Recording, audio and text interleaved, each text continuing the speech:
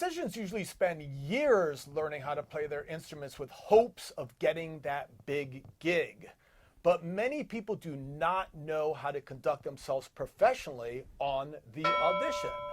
So Barry, this brings us to topic number 1, which is the submission. And you and I, when we were talking on the phone, you said less is more. Can you please explain? So this changes from year to year, but if you are a musician now and you want to be considered for an opportunity, the formula is just simply this. Very sparse email to the manager, casting agent, record label, artist, whoever it may be, and in the email start by having 2 paragraphs of bio, and in that, just talk a little bit about your background and what you're doing currently, and then right under the 2 paragraphs of bio, there should be 4 links, and they should go in this order. Link number 1 should be to YouTube videos. Make sure they're all YouTube videos in the last 2 to 3 years. And then under the YouTube link, there's a link for Instagram, and under that is Facebook. And then finally, link number 4 may be your own individual website if you have one. And then right under the links, make sure that you put all your contact information. And under that, then you would have a current photo, and that should be within the last year to 2 years. And that's all you need if you want to go ahead and be considered for something. Okay, excellent. This brings us to point number 2 now, which is preparation. And again, in our discussion, you mentioned research is everything. So can you elaborate on that? Right. If somebody now is invited to come to an audition, what you need to do is follow this path. And the only way you would ever know these secrets is because you're watching Bobby's podcast. But right. Number 1 is start at the website. Mm-hmm. Research the artist, learn their names, go look at all the photos of them and the people around them, right. And plan on going to the audition dressed like the people like that. Read about where they're going to be going, where they have been going, learn about what releases are out,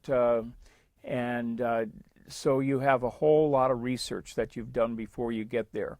And try and find something where if at some point they did talk to you and you'd be able to say to them, are you looking forward to touring in Israel?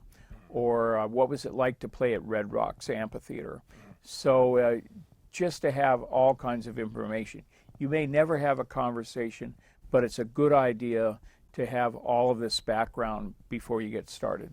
Okay, and just following a little bit along with that too, would it kind of help to know maybe something a little bit personal about the artist? Like, for example, maybe one guy is really into the New England Patriots, so you maybe put a New England Patriots sticker on your cymbal bag or something like that. I don't know.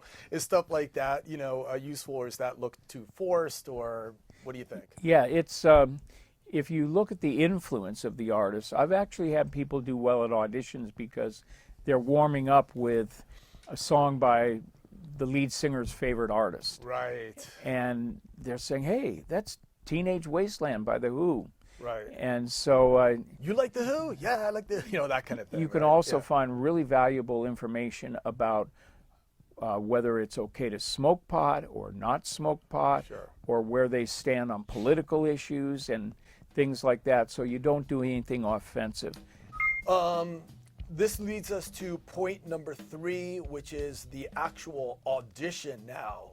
And I think a very important thing that you mentioned to me, which I 100% have experienced and totally can relate to, is positivity is a plus. So if you can elaborate more on this as well. Sure. When you walk into a room with somebody that's in a position to hire you, it's a snapshot for them.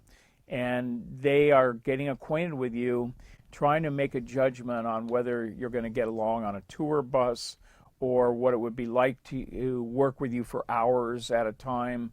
And so they have to judge entirely by your mannerisms, stage, everything that you do when you walk in. So it's really important that you make a good impression, and don't complain. Go in, be positive, smile.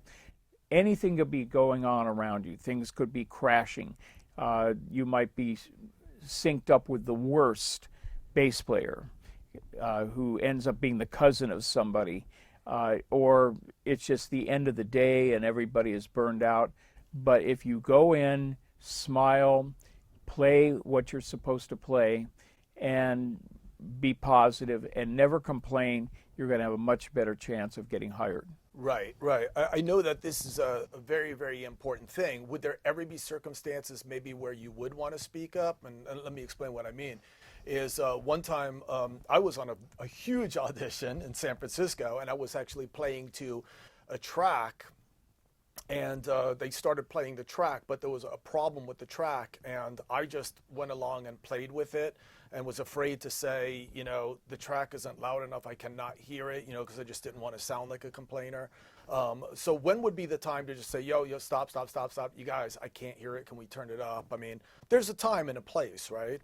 Yeah, some people make it humorous. They give a foul sign, you know, for on a basketball court or something like that, or and they don't blame anybody. Stop the song and say, I don't know if other people have had an issue with this, but I'm really having trouble hearing through the monitor. Right. And so just so you guys are aware, if you want to continue on, that's great. Right. But right. You know, it may be something you just are not aware of. Okay. So one last thing I think that's also very, very important to mention is just if we're looking at this from a statistical standpoint, the number of people that actually want to get these huge gigs and the actual people that get called to do the big gigs. You know, I mean, oftentimes we can say, and this isn't negatively speaking, but the odds can be against you. And of course, this podcast is to encourage, not discourage you. But I think an important tip to also add in this equation is what to do if you don't get the gig, which is very, very possible, because automatically you could actually, you know, have the talents to do things one day, but this could destroy you and you just say, screw it, I'm going to go back to, you know, med school or something. You know? So what are your tips or advice for the person that doesn't get the gig? Understand this is something we share with like the acting industry.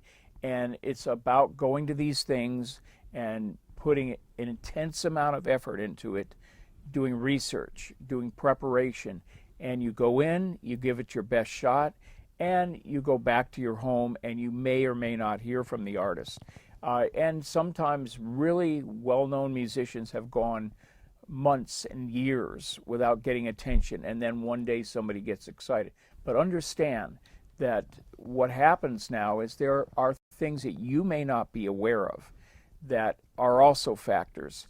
Sometimes there's been girl singers, and they've actually been more attractive than the artist. Right. There may be things that you don't know about internally with the band. They were replacing somebody in rehab, but now he broke out of rehab and he's back in the band.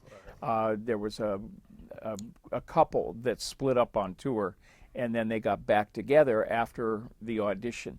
Sometimes people eliminate someone because they're way too tall or way too short, and they look strange next to the artist. Or I had one band say, we don't want 5 people in the band that have shaved heads, so nobody with a shaved head is going to be in the band. And sometimes the bands run out of money, sometimes they break up, sometimes they don't want the record company knowing what's going on, and many times they're just anxious to start a band. They put the band together or they start the auditions, but then there's no money to pay people. Sure. So you sit and wait. What really professional musicians do is they leave, they go home, they start on the next one. Exactly. Yeah. And do you think sending a thank you card or note is appropriate, or? It's I think if you could send something, if you have the same email, if you send a very short note, just say, thank you for the opportunity today. I really appreciate the consideration, and let me know if I can be of any help to you. Don't apologize for anything, and don't be over patronizing, but just say if you ever need me to come back or something like that, I know most of the catalog. Right. Okay. Right. Okay, good deal. All right, I hope you guys liked that video. Please be sure to like and subscribe and hit the notification bell so that you know when the next video is coming out. And please be sure to check out these new videos that can help you turn your art into a more successful business. My name is Bobby Borg. Thank you for watching. Peace.